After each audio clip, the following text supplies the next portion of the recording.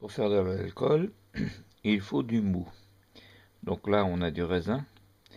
Je mets 1 kilo de sucre pour environ le volume d'un grand seau de 10 à 12 litres de fruits. Ici, on a de la prune, toujours pareil. Donc, tant que les fruits sont en haut, la macération n'est pas faite. Là, je viens de les brasser, donc ça donne à peu près ça. Au bout d'un certain temps, on obtient ça. C'est tout le liquide qui est remonté à la surface et les fruits sont tombés au fond. Voilà, donc même en sentant, ça sent déjà l'alcool. Donc ce mou, il est prêt à être distillé. Et en plus, il sent très bon. Alors que tant que les fruits ne sont pas distillés, eh bien, le mou sent, je veux dire, le gaz carbonique. Et si on sent au-dessus du fût, dès qu'on l'ouvre, ça doit piquer le nez. Voilà. Bon. Et donc maintenant que c'est bien, le mou est bien prêt, eh bien, il sent très bon, il sent l'alcool. Donc pour distiller, nous avons la cuve, nous avons le chapiteau avec son thermomètre, le col de cygne et ensuite le distillateur lui-même. Alors, le distillateur, ici en bas, c'est l'arrivée d'eau froide. Donc l'eau se remplit ici. Ici, c'est la sortie d'eau chaude. Ici, il s'agit de l'arrivée de la vapeur qui arrive du col de cygne qu'on va ajuster tout à l'heure. Donc on voit que ça descend en serpentin de cuivre et tout en bas là-bas, il y a la sortie de l'alcool. L'alchimie se transforme donc ici. À partir d'ici, nous avons de la vapeur chaude qui provient de la cuve et du chapiteau et du col de cygne. Col de cygne arrivant là. Donc, et là, on a de la vapeur chaude. Et l'alchimie se transforme ici grâce à dans ce récipient où tout en bas l'eau arrive froide et l'excédent d'eau chaude s'évacue par ici. On verra tout à l'heure. Alors là, j'ai branché le distillateur. Donc l'arrivée d'eau froide qui va arriver en bas. Mais il faut que l'eau froide soit le récipient d'eau froide, le bas du récipient d'eau froide soit plus haut que le haut du distillateur qui est à l'intérieur. Voilà, le haut du distillateur doit être plus bas que le récipient qui est dehors, récipient d'eau froide. On remarquera que le fond de la cuve est culotté, mais qu'il y a un filtre qui se plie et qu'on installe au fond. Voilà. Alors au XVIIe et au XVIIIe siècle, et même au XIXe, dans les fonds des alambics, eh bien, ils mettaient de la paille. Donc c'est à peu près la même fonction. Ils mettent ça, mais bon, ouais, ça sert à éviter que au maximum la pulpe des fruits colle au fond et puis fasse du caramel. Le montage proprement dit s'effectue comme ça. Sur la cuve, on installe le chapiteau.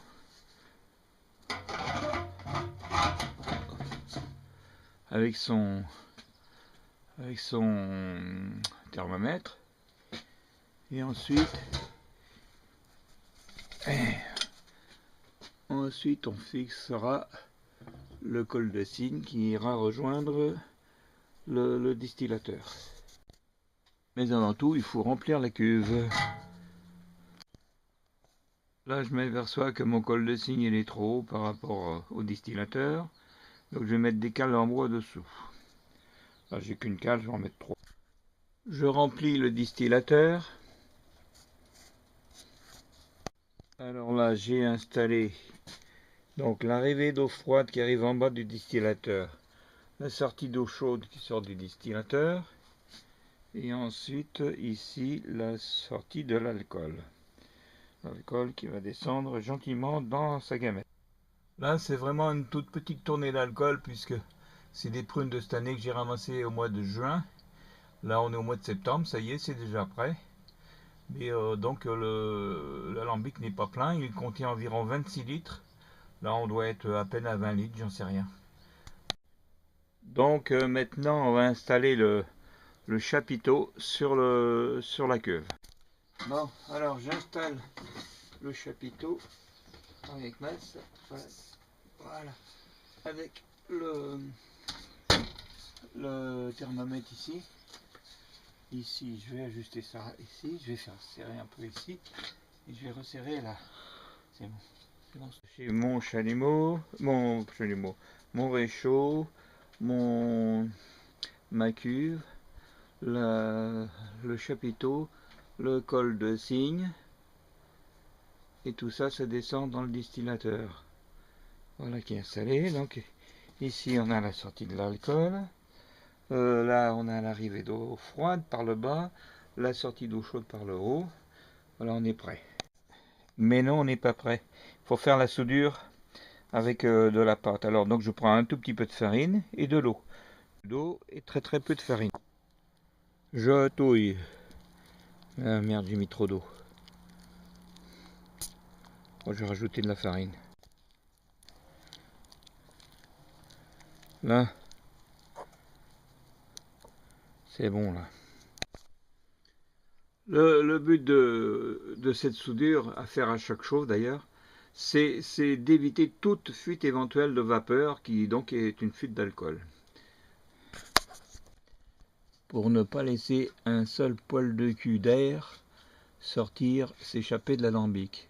J'ai soudé tout autour de la base du chapiteau, au sommet du chapiteau, la vis, et ensuite en de la fin du col de cygne jusqu'au début du distillateur. Voilà. Il ne faut pas qu'une seule goutte de vapeur, pardon, s'envole, sinon c'est de l'alcool perdu. Je suis prêt maintenant.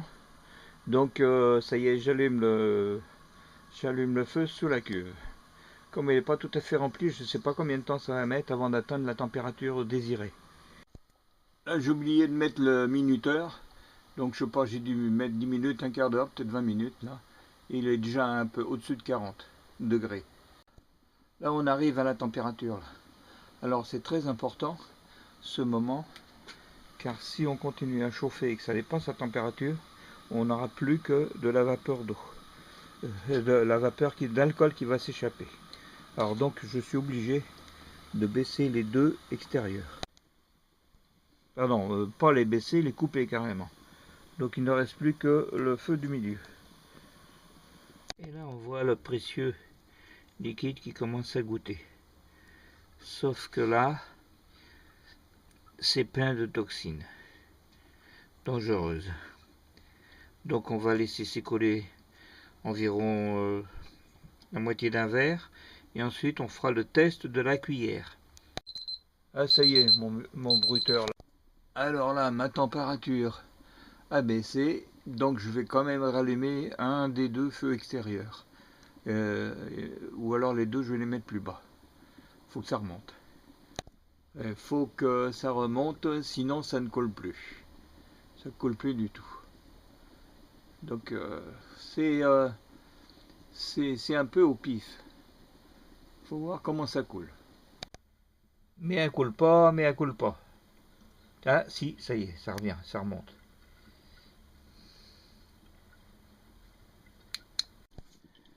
Alors maintenant, il est plus que temps de faire le test de la cuillère. On remplit une petite cuillère d'alcool, on l'enflamme.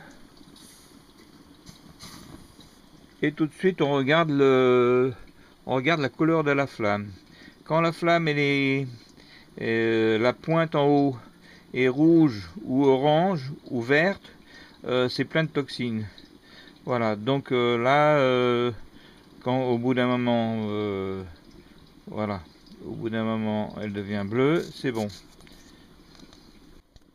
Alors là, j'ai à nouveau coupé les deux feux extérieurs, car la température en haut est montée à est monté au-dessus de 80 et ça pisse un peu trop vite. Ça pisse là.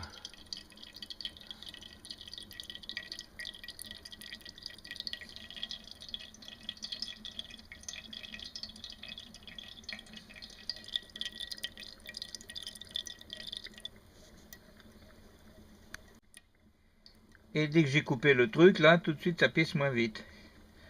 On le voit là. On le voit bien.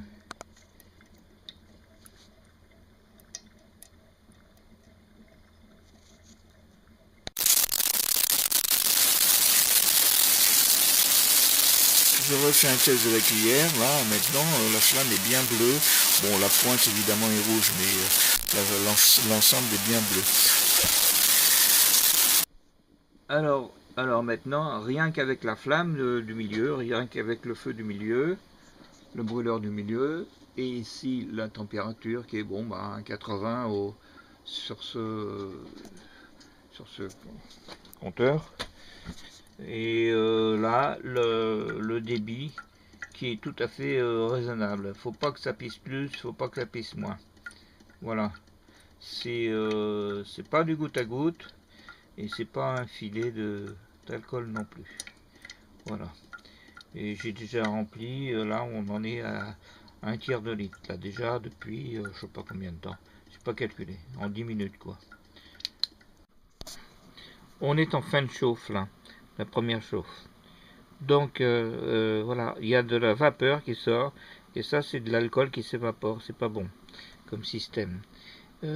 Par contre on est descendu à 20 degrés d'alcool, donc là je vais arrêter l'alambic pour cette fois-ci. Et ensuite on fera une repasse. Alors je refais un petit coup là pour bien qu'on voit qu'il s'agit de vapeur. Donc là ce n'est pas bon, c'est parce que ça chauffe trop vite. Voilà, donc tout ça c'est de l'alcool qui se perd quoi. Donc c'était pour faire une dernière démonstration.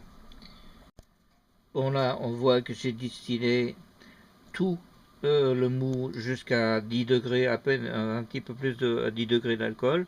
Donc là maintenant je vais arrêter parce que de toute façon je suis à une allure trop forte. Donc il faut que je baisse ces trucs là. J'arrête tout là.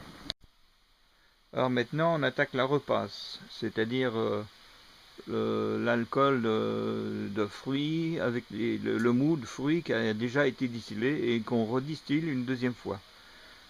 La première fois, ça donnait un alcool dont j'ai tout gardé depuis le début jusqu'à la fin. La tête de chauffe, la milieu de chauffe et la queue de chauffe. Maintenant, on va épurer tout ça.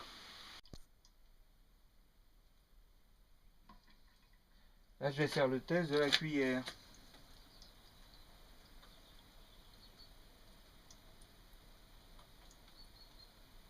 Voilà, la flamme, elle est bien belle, bien bleue. Bon, la pointe, elle est un petit peu jaune, évidemment, mais ça va, ça. C'est bon.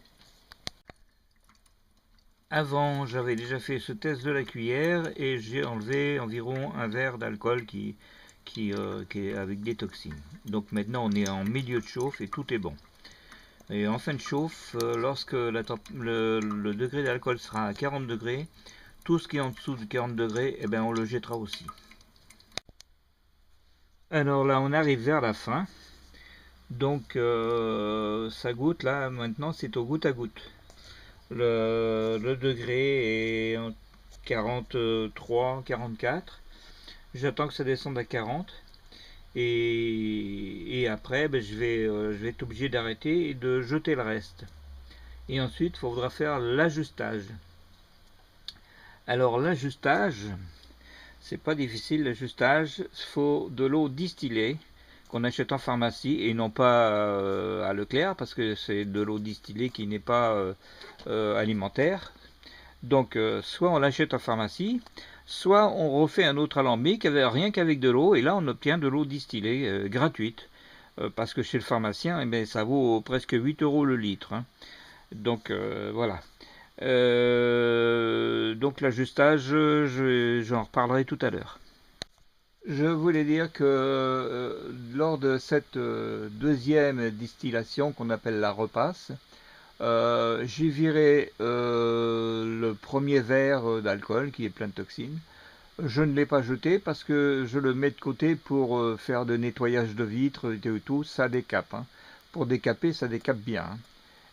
Ensuite, on a gardé tout le milieu de chauffe et la queue de chauffe qui tout à l'heure va être à 40 degrés et en dessous, eh ben on la jette ou on la garde aussi pour nettoyer. Voilà. J'ai oublié.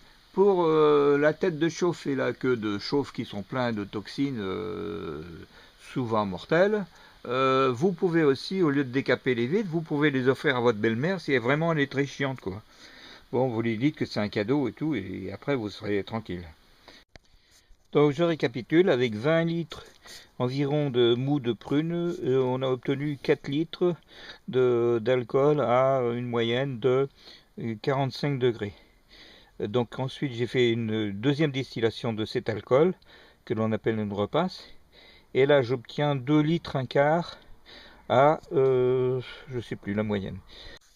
Alors donc à une moyenne de 69 degrés, à peine 70. 69 degrés. Donc là maintenant on va être obligé d'ajuster. Comme je n'ai pas le tableau de Gay-Lussac sous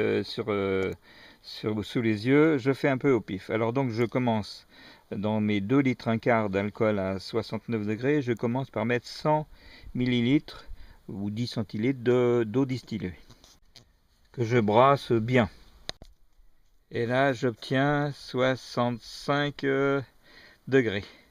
Donc si 100 centilitres me font baisser de 4 degrés, pour obtenir 53 degrés environ, il faudra que je rajoute, il faut que je fasse baisser de 11 degrés. Donc je pense 40 centilitres ou 400 millilitres. Donc je vais mettre 350 pour pas prendre de risque. Bon bah là je suis à 54 degrés, hein. 54 degrés c'est bon, hein, je bouge plus. Donc ça garde entre 40 et des poussières et puis 55 degrés. L'alcool conserve tous ses arômes. Voilà, donc je vais vous dire tout à l'heure combien ça fait en tout. Quoi qu'on fasse, il y a toujours des petites saloperies au fond là.